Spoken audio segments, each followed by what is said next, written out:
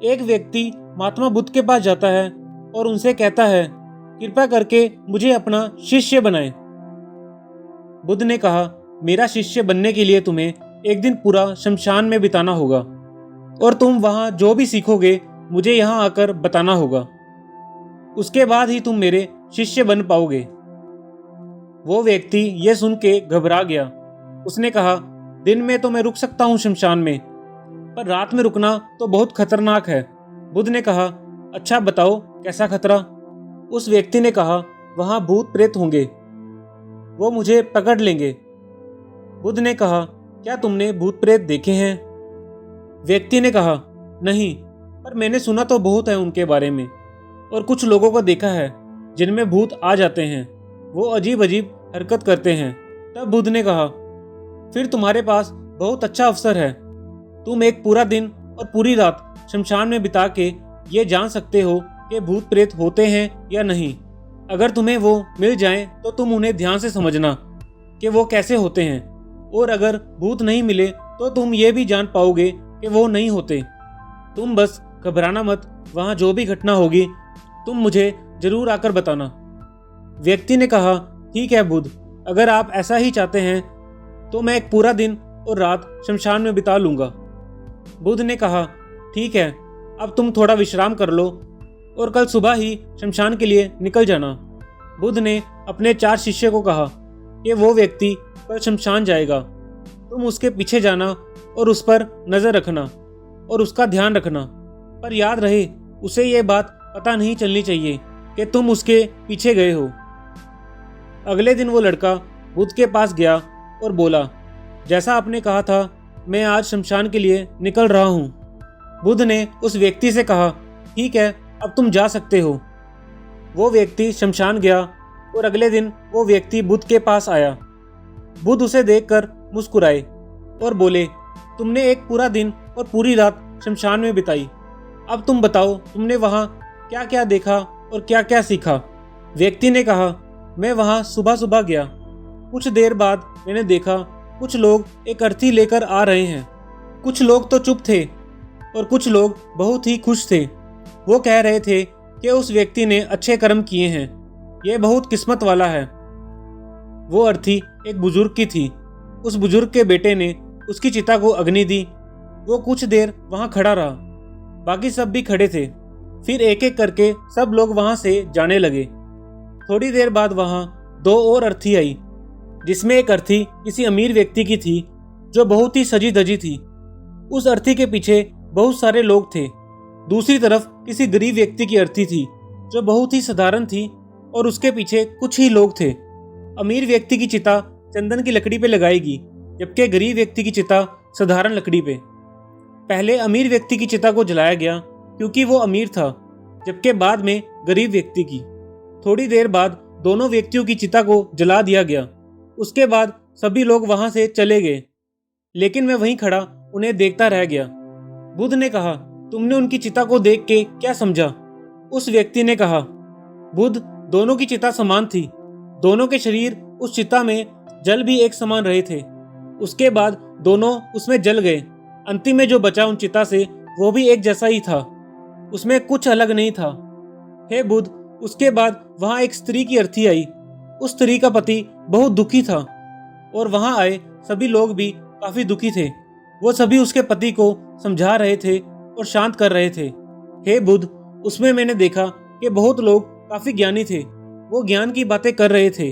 वो सब महाज्ञानी कह रहे थे कि यहाँ तो एक दिन सबको ही आना है। जीवन हमें ज्ञानता और परोपकार से जीना चाहिए। किसी को भी कभी भी कष्ट नहीं देना चाहिए। धन के पीछे हमेशा भागकर कुछ नहीं होता। अंतिम में हम सबको एक दिन शमशान में ही जाना होता है। उसके बाद वहां कोई नहीं आया और मैं पूरी रात वहीं पर रहा और अगली सुबह आपके पास आ गया। बुद्ध ने पूछा, तुम्हें वहां कोई भूत प्रेत दिखा? उस व्यक्ति ने कहा, नहीं, मुझे वहां कोई भूत प्रेत नहीं दिखा। पूरी रात मैं अपने आप से डरता रहा, पत्तों से डरता रहा, जानवरों की आवाजों से डरता रहा, लेकिन पूरी रात में मुझे कोई भूत प्रेत नजर नहीं आया। बुद्ध ने उस व्यक्ति से कहा, ठीक है, अब तुम जाओ और आश्रम में आराम करो, लेकिन कल फिर तुम्हें एक दिन और एक रात शमशान में बिताना होगा। वो व्यक्ति ये सुन बोला कि आप कैसी बातें कर रहे हैं।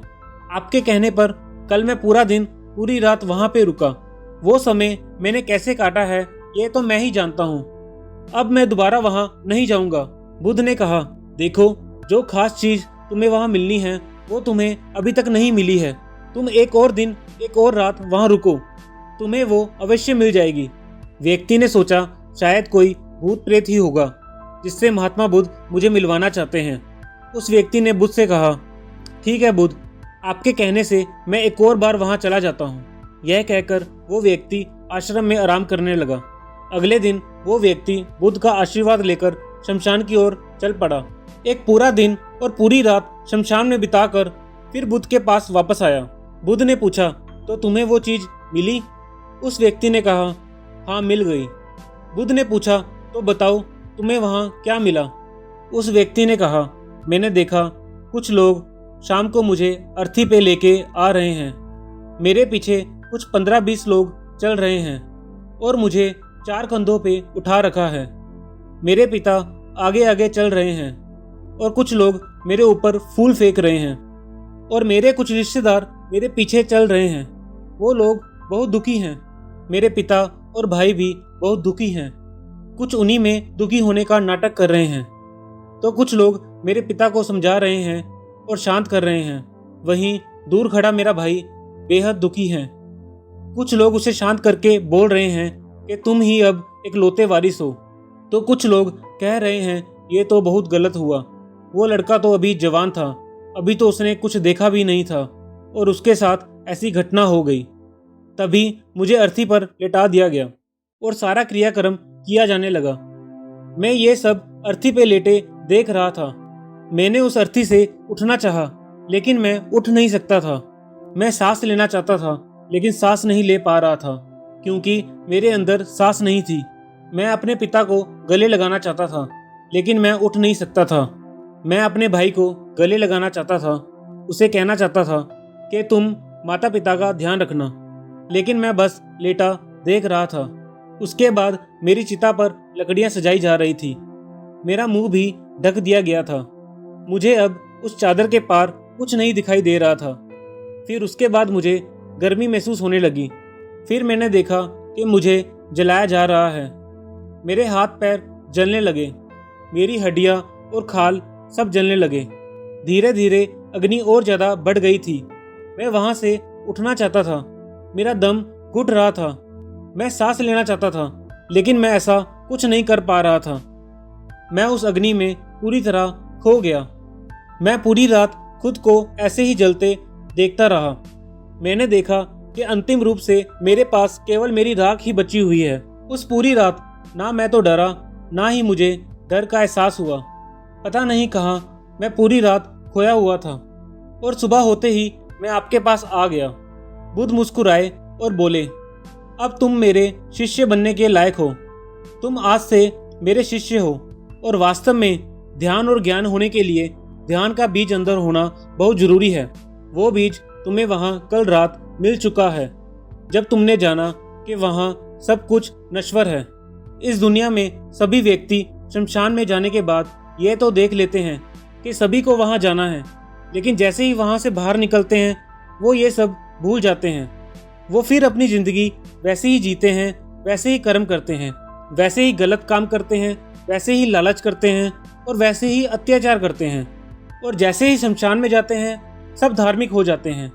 पहली बार जब तुम उस शमशान में गए थे तो तुम भी उन ज्ञानी व्यक्तियों की तरह थे, जैसे कि वहाँ सभी महाज्ञानी व्यक्ति आते हैं। और जैसे ही तुम दोबारा वहाँ गए और आज वापस आए हो तो तुम्हारे अंदर भी ज्ञान का बीज उत्पन्न हो गया है। हम तब तक जीवन को नहीं समझ सकते जब तक हम मृत्यु को नहीं जानते। जो व्यक्ति बीमार है, कष्ट में है, जिसे बिस्तर से उठने में दिक्कत हो रही है और जिसे बेस्वाद खाना मिल रहा हो, वो व्यक्ति स्वस्थ के महत्व को समझ सकता है।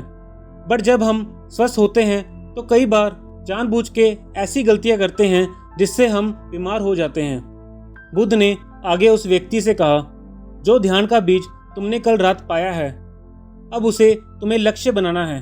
और अब एक ऐसा विशाल लक्ष्य तुम्हारे अंदर उत्पन्न होगा जो सभी को ध्यान की छाया से भर देगा।